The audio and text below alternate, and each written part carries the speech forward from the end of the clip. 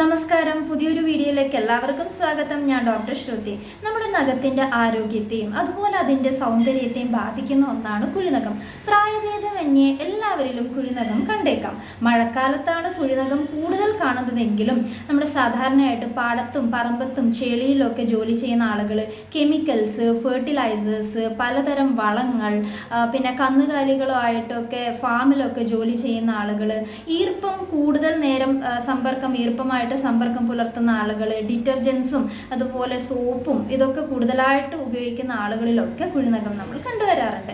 ഇത് മാത്രമല്ല, നഖത്തിൻ്റെ ആരോഗ്യം കുറയുകയും ക്യൂട്ടിക്കളുടെ തിക്നെസ് കുറയുകയും പലതരം വേറെ ചർമ്മത്തിന് അസുഖം ഉള്ള ആളുകൾക്കും നഖം കൃത്യമായ രീതിയിൽ വെട്ടി വൃത്തിയായി സൂക്ഷിക്കാത്ത ആളുകളിലൊക്കെ നമ്മൾ കുഴിനഖം കാണാറുണ്ട്. നമ്മുടെ നഖം സാധാരണ രീതിയിൽ മുന്നോട്ട് വളരുന്ന പോലെ തന്നെ ഇരുവശങ്ങളിലേക്കായി ചില സമയത്ത് വളരാം. അത് നമ്മുടെ വിരലിലെ ക്യൂട്ടിക്കിളിനെ ചെറിയ രീതിയിൽ ക്ഷതം ഏൽപ്പിക്കുകയും ഈ ക്ഷതത്തിലൂടെ അണുക്കൾ ഉണ്ടായി അണുബാധ ഉണ്ടായിട്ടാണ് കുഴിനഖം ഉണ്ടാവുന്നത്. ചെറിയ രീതിയിലുള്ള കുഴിനഖത്തിന് നമുക്ക് ചെറിയ ചില പൊടിക്കൈകൾ കൊണ്ട് നമുക്ക് ഇതിനെ ദൂരീകരിക്കാം. അങ്ങനെയുള്ള കുറച്ച് കാര്യങ്ങളാണ് ഇന്നത്തെ വീഡിയോയിൽ പറയുന്നത്. ആദ്യമായി നമ്മുടെ കൈകാലുകളുടെ വൃത്തിയാണ് ഏറ്റവും കൂടുതലായിട്ട് ശ്രദ്ധിക്കേണ്ടത്. അപ്പം ആയുർവേദ രീതിയിൽ നമുക്ക് കുഴിനഖം വന്നിട്ടുള്ള ആളുകൾക്ക് ത്രിഫല ചൂർണം, അതായത് ത്രിഫല നമുക്ക് എല്ലാവർക്കും അറിയാം, കടുക്ക, നെല്ലിക്ക, താനിക്ക, ഇതിൻ്റെ പൊടിയാണ് ത്രിഫല. അപ്പം ത്രിഫലയെ കൊണ്ട് കഷായം ഉണ്ടാക്കി ഈ കഷായത്തിൽ നമുക്ക് കുഴിനഖം ബാധിതമായിട്ടുള്ള ആ കാലോ കയ്യോ അല്ല വിരലോ നമുക്ക് കുറച്ച് സമയം, ഒരു 5 മുതൽ 10 മിനിറ്റ് വരെ, 10 മിനിറ്റ് വേണ്ട, 5 മിനിറ്റ് മുക്കി വെച്ചതിന് ശേഷം നന്നായി തുടച്ചതിന് ശേഷം നമുക്ക് പച്ചമഞ്ഞളും മൈലാഞ്ചിയും നന്നായി അരച്ച് അതിന് പുരട്ടി വെക്കാം. അതൊരു തൊപ്പി പോലെ ആക്കി നമുക്ക് ആ കുഴിനഖം ബാധിച്ചിട്ടുള്ള വിരലിനെ കവർ ചെയ്ത് വെക്കാം. ഇങ്ങനെ തുടർച്ചയായി 7 മുതൽ 14 ദിവസം വരെ കൃത്യമായി ഉപയോഗിക്കുകയാണെങ്കിൽ കുഴിനഖത്തിന് ശമനം കണ്ടുവരുന്നുണ്ട്.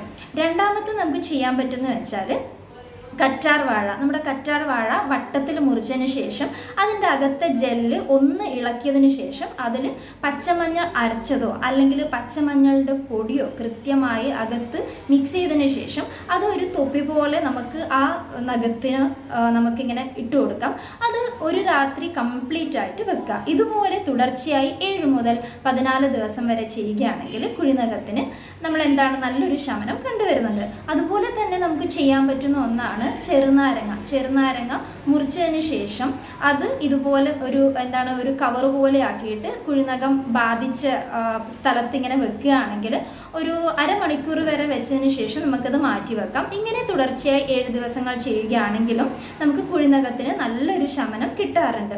ഇതുപോലെ തന്നെയാണ് ഗംബാരി എന്ന് പറയുന്ന ഒരു ഇലയുണ്ട്, ഒരു വൃക്ഷത്തിൻ്റെ ഇലയുണ്ട്. അത് നമ്മുടെ ദശമൂലത്തിൽ വരുന്ന ഒന്നാണ്. അപ്പോൾ അതിൻ്റെ ഇല അറിയുന്നവർക്ക് മാത്രമേ ഇത് ചെയ്യാൻ പറ്റുള്ളൂ. അപ്പോൾ അത് ഇതുപോലെ അരച്ച് ആ കുഴിനഖം വന്ന സ്ഥലത്ത് നമ്മൾ വെക്കുകയാണെങ്കിൽ ഇതുപോലെ കുഴിനഖത്തിന് നല്ല ശമനം കിട്ടാറുണ്ട്. പിന്നെ യൂട്യൂബിലും പലരും ആപ്പിൾ സിഡർ വിനെഗർ, ഉപ്പ്, അങ്ങനെ പല പല പൊടിക്കൈകളും പറയാറുണ്ട്.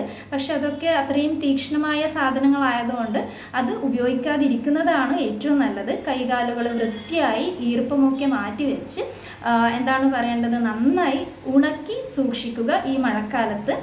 ഇപ്പം കുഴിനഖമുള്ള ആളുകൾ ചെറിയ രീതിയിലാണെങ്കിൽ നമുക്ക് വീട്ടിൽ നിന്നും ഇതുപോലെ പൊടിക്കൈകൾ ചെയ്യാം. പക്ഷേ അണുബാധ കൂടുകയാണെങ്കിലൊക്കെ നമ്മുടെ നഖത്തിന് ഡീഫോമിറ്റി ഉണ്ടാവും. പിന്നെ നമ്മൾ ശ്രദ്ധിക്കാതെയാണ് നമ്മൾ ഇതുപോലുള്ള ജോലികൾ ചെയ്യുന്നത്. അതായത് നനവുള്ള സ്ഥലങ്ങളിലോ അല്ലെങ്കിൽ നമ്മൾ ചെളിയിലോ പാടത്തൊക്കെ ജോലി ചെയ്യുമ്പം കുഴിനഖം പിടിപെടാൻ സാധ്യതയുള്ള ആളുകൾ, അതായത് കഴിഞ്ഞ വർഷം, ഒരു വർഷം മുമ്പ് കുഴിനഖം വന്നിട്ടുള്ള ആളുകൾക്ക് അടുത്ത വർഷം ഇത് റിപ്പീറ്റായിട്ട് ഇൻഫെക്ഷൻ കിട്ടാനുള്ള സാധ്യത വളരെ കൂടുതലാണ്. അങ്ങനെയുള്ള ആളുകൾ അതിനെ പ്രതിരോധിക്കുകയാണ് ഏറ്റവും നല്ലത്.